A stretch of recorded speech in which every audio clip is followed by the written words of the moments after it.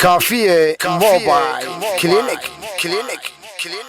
Rabbigeena koonkiyo kali dunida oo mee kaafiye adduunkaba dadka kiisa raxmadiyo laga helo kalkaal baa loo kacaa dhankiisa maantana ku diirso kaafiya dhulkii yimid Kaafiye Mobile Clinic kaarkiyo xanuunkiyo kurbadiyo dhibaatadu kobta ay ka soo fusho sida loo karkaar jabsho kadabkeeda loo jaro isaga ku caane Kaafiye amoogan hooyo waa kalgacaylo iyada korinteeniyo koolkoolinteena lahaydo ina saartay korkeedii kol haddii ay cuslaatana kadeed waa dhinaceedii kaalmaynta nafteediyo kolley waa mahuraane kaafiyuun la xidhiidh koofidhka adduunyada kala kiciyey ummaddee alla inaguma keene ehelkii kala daadshe kadeedii ummaddii barhbagees ku xaseeyeyna mar haddii aad korkaaga ka dareenta jidhkaaga kaarkiisu ku saaqo ha ku saydhin dadkaago ka fogow ubadkaago adigoo kelidaaya kaafiyuun la xidhiidh Kaafiye Mobile Clinic xaruntan caafimaadka ee casriga ah ee Kaafiye Mobile Clinic waxa ay ku haysaa adeegyo caafimaad oo degdega oo lagu adeegi doono gurigaaga ama goobta aad ku sugan tahay waqtiga aad dareento xanuunka waxaad la soo xiriiri doontaa lambarka gaaban ee 20 konton.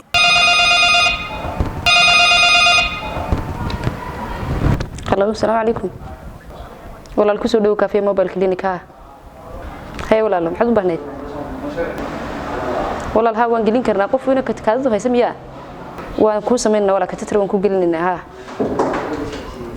walaal walaal ugu iman kara xaafadda waxaad ii sheegtaa numberka iyo xaafadda iyo qofka magaciisa saddexan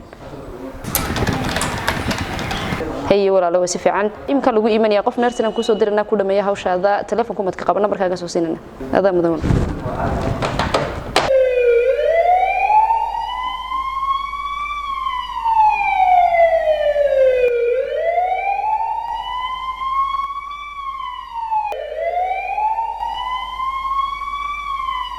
aan ku tilmaamo xaruntan caafimaadka ee Kaafiye Mobile Clinic waxay ku taallaa xaafadda Xira Awr ee magaalada Hargeysa waxay u dhaxaysaa Masjid Nuur iyo Ayub Hotel bari ayay eegaysaa waxaad arki doontaa Kaafiye Mobile Clinic wixii faahfaahinaa kala soo xiriir telefoonada iyo ciwaanada hortaada Kaafiye Mobile Clinic